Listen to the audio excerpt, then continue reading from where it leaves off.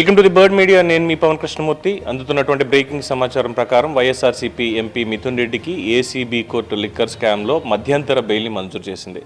11వ తేదీన జరగబోతున్నట్టు ఉపరాష్ట్రపతి ఎన్నికల్లో ఓటు వేయడం కోసం మధ్యంతర బెయిల్ కావాలి అని చెప్పి మిథున్ రెడ్డి పెట్టుకున్న అప్లికేషన్ మీద వాదోపవాదాలు సాగాయి. ఏసీబీ వాళ్ళు కూడా దాదాపు బెయిల్ ఇవ్వడం అసాధ్యం, దీని మీద బెయిల్ అవసరం లేదు, వర్చువల్గా దీనికి కావాలంటే పోస్టల్ బ్యాలెట్ ద్వారా తన ఓటు ఉపయోగించుకోవచ్చు అని చెప్పి వాదనలు వినిపించారు. అయితే తీర్పు రిజర్వ్ చేసింది ఏసీబీ కోర్టు. రిజర్వ్ చేసినటువంటి తీర్పుని ఈరోజు వెలువరించారు. మధ్యంతర బెయిల్ ఇస్తూ 11వ తేదీన ఉపరాష్ట్రపతి ఎన్నిక అయిన వెంటనే, ఎన్నికల్లో ఓటు వేసిన వెంటనే వచ్చి సరెండర్ అవ్వాలి అని చెప్పి దానికి తగినట్టు ఉత్తర్వులు కూడా మిథున్ రెడ్డికి సంబంధించిన లాయర్లకు అందజేయడం జరిగింది. సో జూలై 19వ తేదీన లిక్కర్ స్కామ్లో మిథున్ రెడ్డికి నోటీసులు ఇచ్చి ఏసీబీ పోలీసులు అరెస్ట్ చేశారు. అందరికీ తెలిసినటువంటి విషయమే. దాదాపు 52 రోజుల పాటు జైల్లో ఉన్నటువంటి మిథున్ రెడ్డికి మధ్యంతర బెయిల్ వచ్చింది. సో ఈ రోజు లేదంటే రేపు ఆయన విడుదలయ్యేటువంటి అవకాశం ఉందంటున్నారు ఈ సాయంత్రానికి. అలాగే అక్కడి నుంచి డైరెక్ట్గా పెద్దిరెడ్డి రామచంద్రారెడ్డి గారి నివాసానికి వెళ్ళి అక్కడి నుంచి ఢిల్లీ పైన అవుతారు మిథున్ రెడ్డి అనేటువంటి తెలుస్తోంది. 11వ తారీఖు లోపల ఖచ్చితంగా మళ్ళీ సరెండర్ అయిపోవాల్సిందే. ఇది కేవలం మధ్యంతర బెయిల్ తప్ప పూర్తి స్థాయిలో బెయిల్ ఈ కేసులో ఇవ్వడం జరగట్లేదు అన్నది చెప్తున్నటువంటి అంశం. ఉపరాష్ట్రపతి ఎన్నికల్లో ఓటు వేసేందుకు మాత్రమే ఈ బెయిల్ అనేది పర్మిషన్ ఇవ్వడం జరిగింది. 11వ తేదీన ఖచ్చితంగా మళ్ళీ సరెండర్ అవ్వాలి అన్నటువంటి తెలుస్తున్నటువంటి అంశం. అంటే కేవలం ఈ 5 రోజుల్లో మాత్రమే.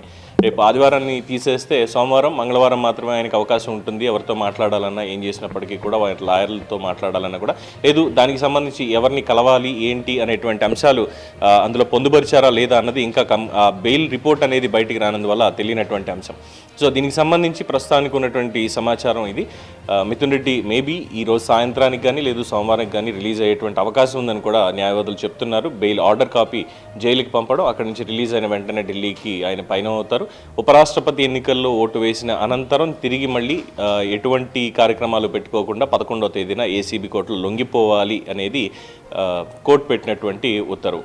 సో పూర్తి స్థాయిలో బెయిల్ కోసం ప్రయత్నాలు చేసిన వారి లాయర్లకి నెగిటివ్ రిజల్ట్ వచ్చిందనే చెప్పుకోవాలి.